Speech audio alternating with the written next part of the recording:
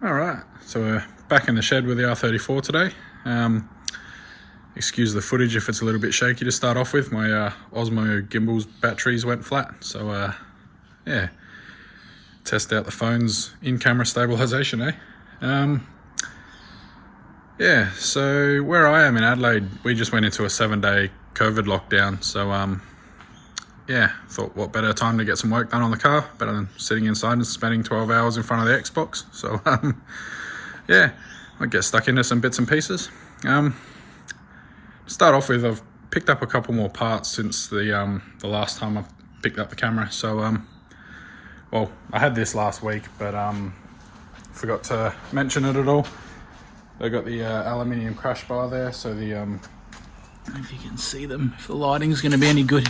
Yeah, the headlight bracket here actually bolts onto this tab on the GTR crash bar. So, yep, that corner of the headlight's all nice and supported now. So, yeah, helps with getting all the panel gaps mint. So, I'm still waiting on the little, there's little extensions that come off and go around here to hold the front bar up. So, I'm still waiting on those guys to come in. And then I can start getting the front end aligned properly and, yeah, it's little bits like this fiberglass damage that happened when the front end was posted. So yeah, get all of that sorted. Luckily this hasn't affected the line here. It's not actually, hasn't damaged the integrity of that at all. So it just needs a bit of patch up, chuck a little bit of fiberglass in there with some resin. But yeah, so there's that. And then, so pick this guy up as well. I already had the intake manifold with the individual throttles, but yeah, didn't have anything to attach it to. So yeah, we've got a legit RB26 head now, so that's really going to help things with the engine build. I was tossing up what I wanted to do, whether or not I wanted to do like an RB25 head with an adapter flange, and yeah, it all just seemed a bit too hard, and there was nothing there was no solution I was really happy with. So yeah, this popped up, right place, right time. So yeah, that's going to be pretty good. Pretty stoked to have that. So legit RB26 top end, individual throttles and all the good stuff. So yeah, don't plan on doing any engine work for a while yet. I'm going to get all the body stuff and the interior probably finished before the engine starts, or almost finished before I start really buying any engine parts. So yeah, anyway,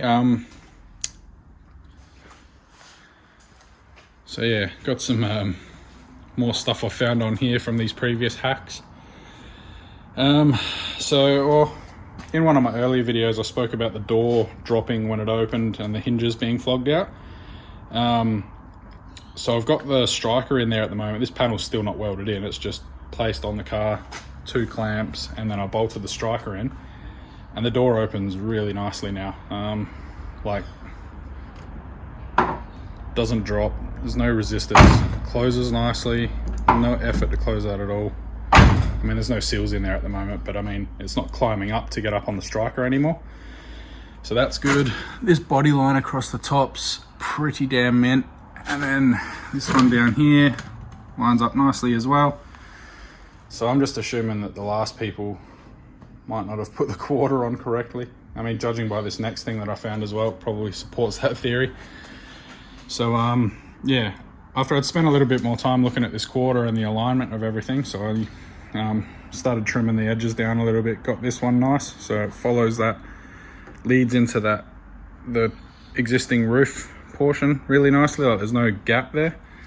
So I got that perfect, all of these curves in here, this all lined up nicely, and then I'd come up with this top one, and the body here sat about, I used a screwdriver as a, you know, probably up about that high. There was about a 2mm gap between the existing part of the car and the new quarter panel. And yeah, I was pretty hard pressed to think that the stamping on the brand new quarter panel was wrong. So I delved in a little bit further, buzzed back some of the paint up here, and they've actually unstitched these two, oh sorry, here they are, these 2 spot welds here. So that's the factory line where they put these on the factory line. So the original join is along there somewhere. They've unstitched these 2 spot welds and actually pulled this out to meet the quarter panel when they were putting the other one on. if you ran your hand down here, you could feel it. It'd start just about where that line is, because they wouldn't have unstitched that. And then you could actually feel it. It rose up here. There was a little bit of a bump. It was a bit hard to see with the eye, but you could feel it with your hand. So I've managed to knock that back in a little bit better now. So if you run your hand in from the top all the way down here, it doesn't have a big wave in it anymore. And that, I mean, there's still a bit of a, it's a bit hard to pick up on the camera. Right in there, there's a little bit of weld still where they didn't buzz it back flat with the panel properly, so that's sort of holding it up a little bit on that edge. But I mean, the line from this quarter into the new one now lines up, so does this body line here, whereas before this one would line up, but this one here was about, you know, 2 mil out past the end of this, and so was this edge here. It was out further that way. So yeah, got that lined up nicely now, and there's no weird feeling wobbles down that when you run your fingers on it, so that's good. And this is all getting a bit messy down here, so this was an absolute nightmare to get off. When they welded this on, they did an absolutely piss poor job. But I managed to get, so this one here where it folds in behind there, so that's pretty well in the right spot now. Obviously just some rust on there, and the spot welds that they, or the plug welds that they did, were so freaking big that I had to basically tear the end of this off trying to get it out. Same with here. I think they, oh no, that was this one. They had 2 shots at this. There was a weld here, and then obviously they missed the panel. So then there was another weld down here, and then that was just a mess. There's that rust hole and a really big plug weld there. So, you know, the factory spot welds are only 6mm, and these were all 8 to 10. So absolutely huge. So anyway, it's close to the shape it's supposed to be. It sort of fits in here a bit better now. I'm gonna have to get the dolly onto this and just beat it out a bit straighter, and there's a nice crease in here. So yeah, I'll try and get this crease out, bring that back over, and then I'm probably just gonna cut this end off because it's supposed to come out to the end of that. But obviously it all got a bit mangled trying to get it off. So I'll probably lock this off and then add in some fresh sheet metal. And then same here, I might chop out a square from here and add in a fresh bit of sheet metal there, and then I'll drill 6mm holes, or 5mm holes maybe. And then plug weld all of this up nicely and try not to miss the quarter panel. So yeah, more fun and games from the last people. So yeah, anyway, I'll rip this back off again and continue cleaning some stuff. All right, so back after a bit of work. Spent a fair bit of time going over the window edges with the hammer and dolly, just straightening all of that out as best as possible. And then same back here, just after having pried and drilled and carried on whatnot down here. Just trying to get that all as flat as possible. So I've buzzed all the high spots down on all of these bits along here, and then the window edge here. So I've gone over those with a flat disc. So I'm going to go through and just fill all of those up with some weld, and then buzz everything back perfectly flat so there's a nice clean fresh surface to start on in here. And then same down here, I've got to you know, drill through there because I'm an amateur. Same thing here. This one here is a bit dodgy, so I'm going to use the old, you know, bit of aluminium, get the clamps and, you know, clamp some aluminium up in behind there. You know, the MIG welder is not going to weld to the aluminium, so you can use that as a backing to support your weld, then fill it up and then grind it back flat. And then same along the bottom here, I'll, you know, chuck that back there, cover those holes, and this bit here where it's a bit shit, I had to get the angle grinder in there and cut that spot weld out, and it's a bit messy. So so yeah, we'll just go fill up all of these bits here, and then yeah, should be happy days. This bit here, I don't think there's any that go all the way through there. Nah, it's a double layer, so I'll just clamp this shut so that it's not, you know, I'm not going to weld it so there's a gap like that. I'll chuck the clamps on there and close that up, and then fill these. So yeah. Oh, also thanks to Ashley and Evan on the heads up for using the copper weld through primer. not doing this sort of stuff myself.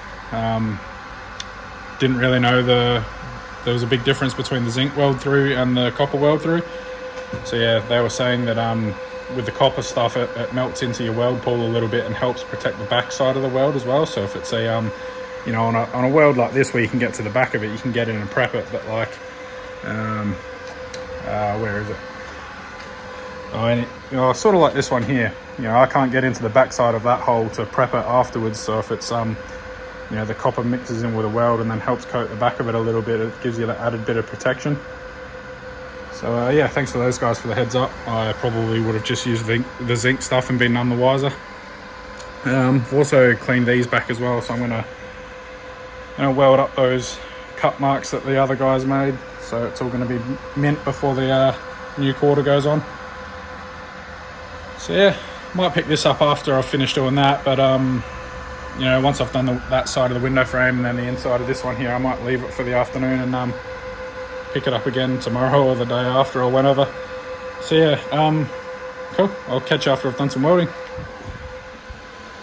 Alright, just got done welding up some holes.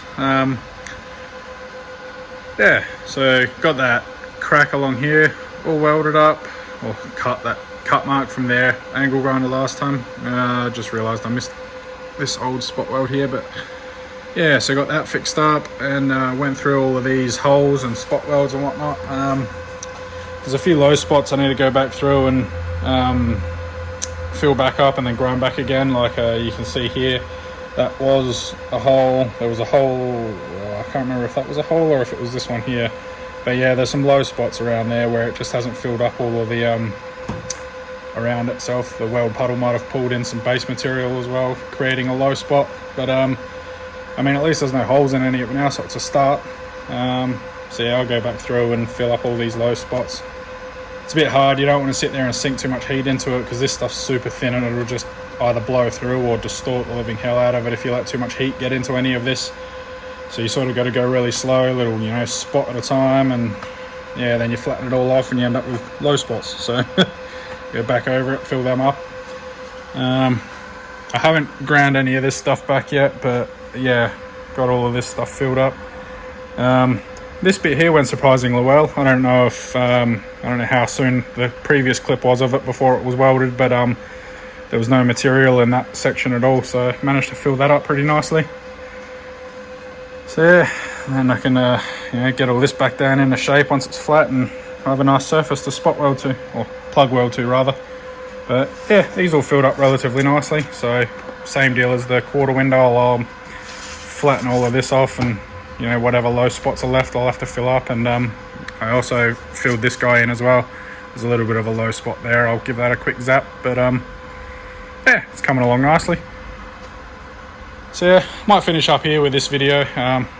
Like I said, it's short, sharp and sweet, and not sure if this lockdown actually carries on through for the whole 7 days. I might do a couple of quick updates in between. But yeah, depends how much work I get done really. You know, it's pretty boring if it's just the same repetitive stuff over and over again. So anyway, oh yeah, I've had a few people actually manage to find me on Instagram as well and message me and, you know, send some kind words my way, which was really nice, and definitely helps with the motivation. So I'll chuck a link to my profile at the end of the video, or here even. I might even overlay it on the screen. But yeah, I upload there a little bit more regularly than YouTube. So yeah, if anybody wants to see some extra work or even all the other crap that I get up to. So